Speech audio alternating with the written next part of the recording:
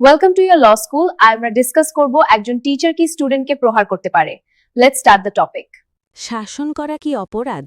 কেরালা হাইকোর্টের ঐতিহাসিক রায়। একজন শিক্ষক যদি ছাত্রকে বেত দিয়ে আঘাত করেন, তবে কি সেই বেত ডেঞ্জারাস ওয়াটন বা বিপজ্জনক অস্ত্র? কেরালা হাইকোর্ট সম্প্রতি সিবিন এস.ভি. বনাম কেরালা রাজ্য মামলায় এই বিষয়ে একটি ঐতিহাসিক রায় দিয়েছে। ঘটনার প্রেক্ষাপট। ঘটনার সূতিপাত 10 ফেব্রুয়ারি 2025। কেরালার থিরুবনন্তপুরমের এক স্কুল শিক্ষক সিবিন এস.ভি. এর বিরুদ্ধে অভিযোগ ওঠে যে তিনি স্টাফ রুমে এক শিক্ষার্থীকে শাসনের উদ্দেশ্যে বেত দিয়ে আঘাত করেছেন। এর ফলে তার বিরুদ্ধে এফআইআর দায়ের করা হয়। গুরুতর আইনি ধারা। পুলিশ মূলত দুটি ধারায় মামলাটি সাজিয়েছিল। বিএনএস ধারা 118, বিপজ্জনক অস্ত্র ব্যবহার করে স্বেচ্ছায় আঘাত করা।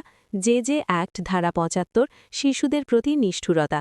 একটি সাধারণ শাসনের ঘটনা হঠাৎ করেই গুরুতর ফৌজদারি অপরাধে পরিণত হয়। আদালতের বিচার্য বিষয় ও আইনের ব্যাখ্যা। আদালতের সামনে প্রশ্ন ছিল, একটি সাধারণ বেত কি সত্যি বিপজ্জনক অস্ত্র? ভারতীয় ন্যায় সংহিতার বিএনএস ধারা 118(1) অনুযায়ী বিপজ্জনক অস্ত্র বলতে আগ্নেয়াস্ত্র, তলোয়ার, বিষ বা বিস্ফোরককে বোঝায় যা মৃত্যু ঘটাতে সক্ষম।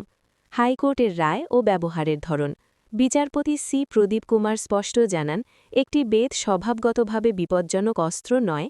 আদালত পর্যবেক্ষণ করে যে শিক্ষকের উদ্দেশ্য ছিল নিশ্চয় শাসন, কোনো গুরুতর ক্ষতি করা নয়, তাই ব্যবহারের ধরন বিবেচনা করে একে ডেঞ্জারাস ওয়েপন বলা চলে না। শিক্ষক কি অভিভাবকের সমান?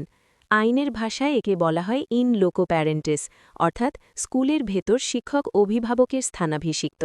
অভিভাবক যেমন সন্তানের মঙ্গলের জন্য শাসন করেন, শিক্ষকের অধিকারও অনেকটা তেমনই। যদি কোনো পাশবিকতা না থাকে, তবে তা ক্রুয়েলটি বা নিষ্ঠুরতা নয়।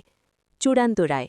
আদালত লক্ষ্য করে যে শিক্ষকের কোনো অপরাধমূলক উদ্দেশ্য বা মেন্স রিয়া ছিল না, তাই বিএনএস ধারা 528 ব্যবহার করে শিক্ষক সিবিন এস.ভি. এর বিরুদ্ধে চলমান সমস্ত ফৌজদারি কার্যক্রম বাতিল বা খারিজ কোয়াশড করা হয়।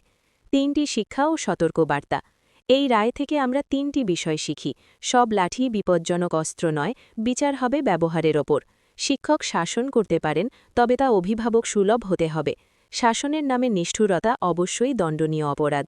মনে রাখবেন, এই রায় শিক্ষকদের সুরক্ষা দেয় ঠিকই, কিন্তু নিষ্ঠুর শারীরিক শাস্তির লাইসেন্স দেয় না। ভারসাম্য বজায় রাখাই আসল দায়িত্ব। Thank you for watching. See you in the next video. Like and subscribe for more updates.